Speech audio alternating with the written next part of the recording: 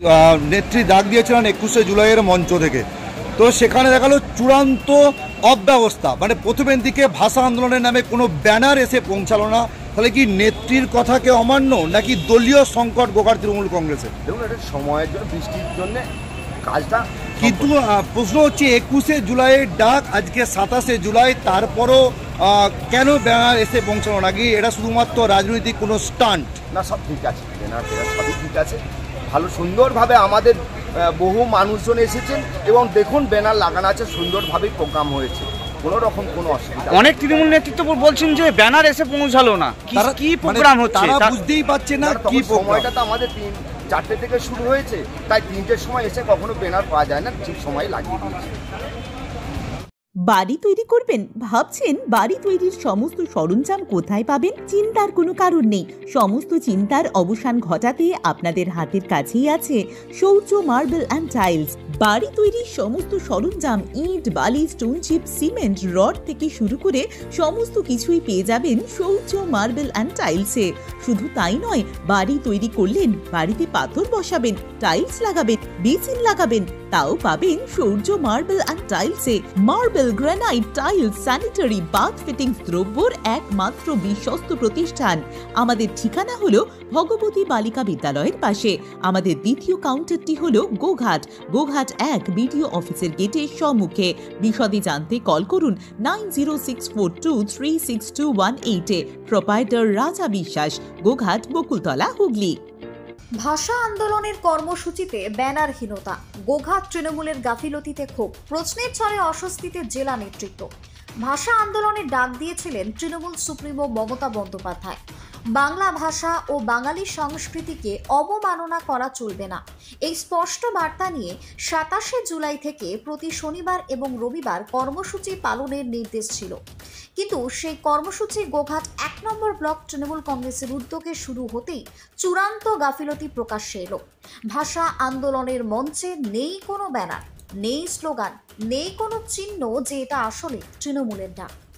এতটাই অগোছল যে উপস্থিত সাধারণ মানুষ পর্যন্ত বুঝতেই পারেননি আসলে কি কর্মসূচি চলছে।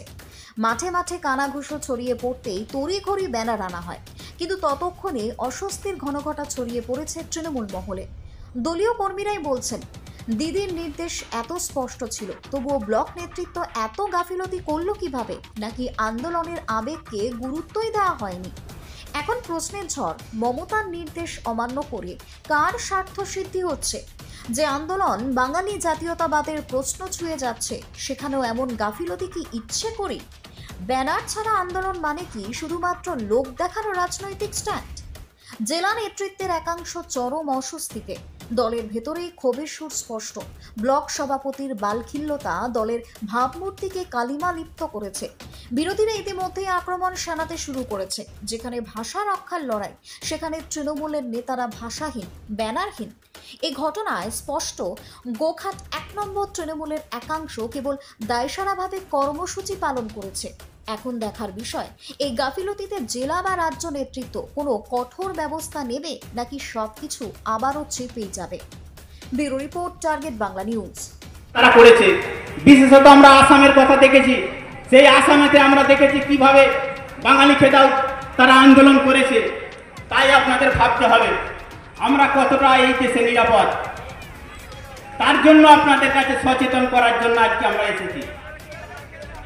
শুধু এনআরসির কথা বললে হবে না।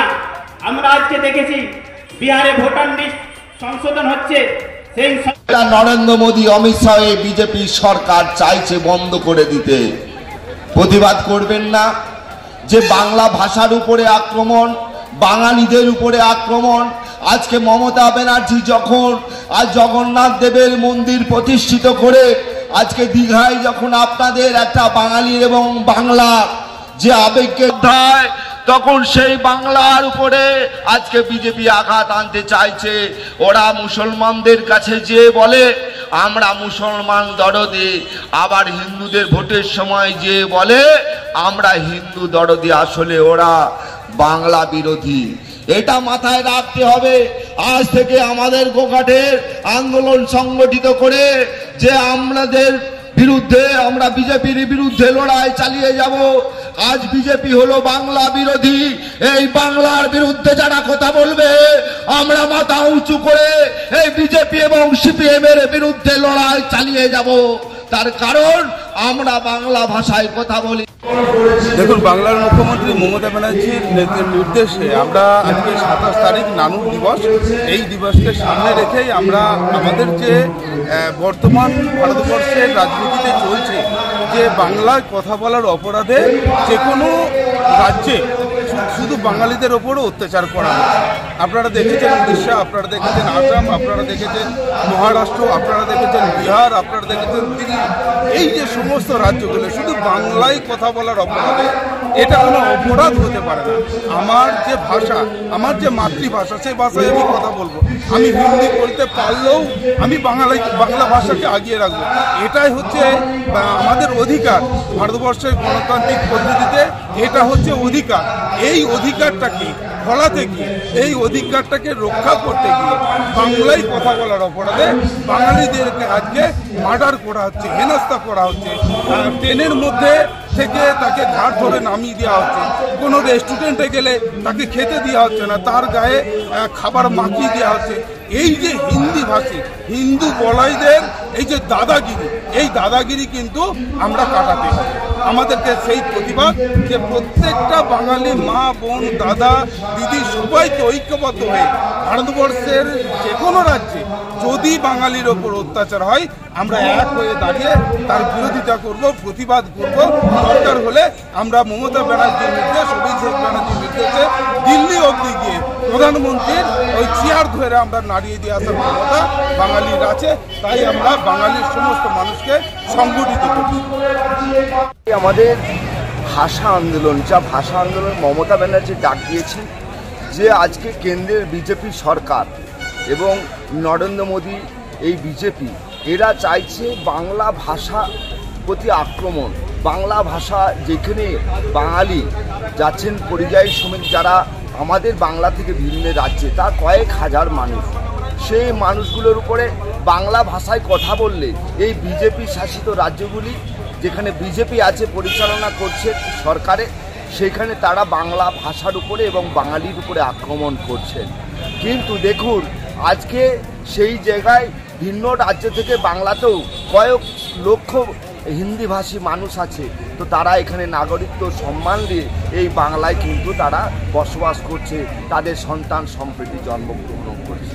তাহলে সেই জায়গায় দাঁড়িয়ে বাংলায় তো কোনো দিন মানুষ হিন্দিভাষী মানুষের উপর আক্রমণ হয় না, কিন্তু কেন্দ্রের সরকার এই বিজেপি সরকার এরা আজকে বাংলা ভাষার কণ্ঠরোধ করতে চাইছে, বাঙালির উপর কণ্ঠরোধ করতে চাইছে।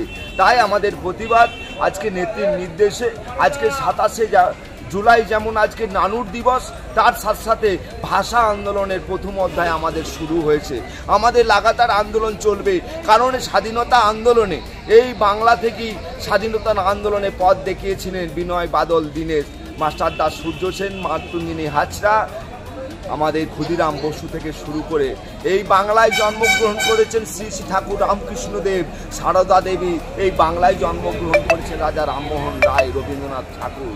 এই মহান মানুষগুলোই স্বাধীনতা আন্দোলনে কলম ধরেছেন, কেউ লড়াই সংগ্রাম করেছেন। তাই আজকে সেই মানুষগুলোকে ভুলিয়ে দিতে চায় এই বিজেপি এবং কেন্দ্রের সরকার। তাই আমাদের প্রতিবাদ যে বাঙালির উপরে কণ্ঠরোধ করা যাবে না, বাংলা ভাষাকে শব্দ করে দেওয়া যাবে না। আমাদের মাতৃভাষা আমাদের বাংলা ভাষা, আমরা গর্বিত যে আমরা বাঙালি, আমরা বাংলা গর্বে গর্বিত যে আমরা বাঙালি। আমরা জীবনানন্দের এই বাংলা নজরুলের বাংলা, এই বাংলা রবীন্দ্রনাথ ঠাকুরের বাংলা, সেই বাংলায় বাঙালিদের উপরে আক্রমণ, বাংলা ভাষার উপরে আক্রমণ আমরা মানছি না। তাই আমাদের জননেত্রী মমতা বন্দ্যোপাধ্যায় আন্দোলনের ডাক দিয়েছে।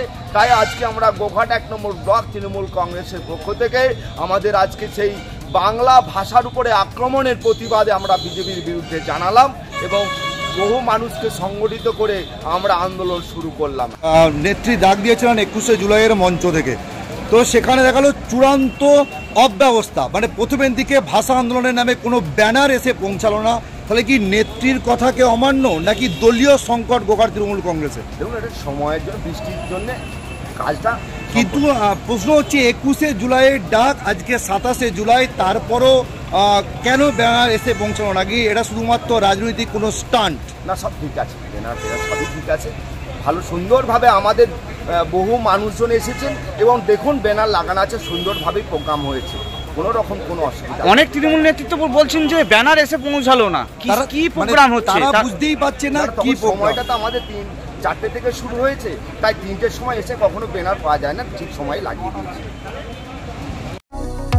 কোতুলপুরে সর্বপ্রথম এমআরআই পরিষেবা যুক্ত 110 বেডের মাল্টি স্পেশালিটি হসপিটাল হল মেডিকেয়ার জেনারেল হসপিটাল। স্বাস্থ্যসাথী মান্যতাপ্রাপ্ত এই হসপিটালে রয়েছে AC, non AC cabin, modern OT, ICCU, NICU, micro surgery, dialysis বিভাগ, ব্রেন ও spine surgery, cancer surgery, lift সহ নানান পরিষেবা। এছাড়াও রয়েছে সিটি স্ক্যান পরিষেবা যুক্ত নিজস্ব ডায়াগনস্টিক সেন্টার, ডক্টর চেম্বার্স, ওষুধের দোকান সহ 24 ঘন্টা অ্যাম্বুলেন্স পরিষেবা। 24 ঘন্টা অ্যাক্সিডেন্ট এমার্জেন্সি, রোগীর সুচিকিৎসা, সুপরিষেবা এবং সুস্বাস্থ্যই হল আমাদের মূল লক্ষ্য। ঠিকানা সরিষাদিঘি, কোতুলপুর, বাঁকুড়া। যোগাযোগ নম্বর 9434216662 অথবা যোগাযোগ করুন 9732212924 এই নম্বরে।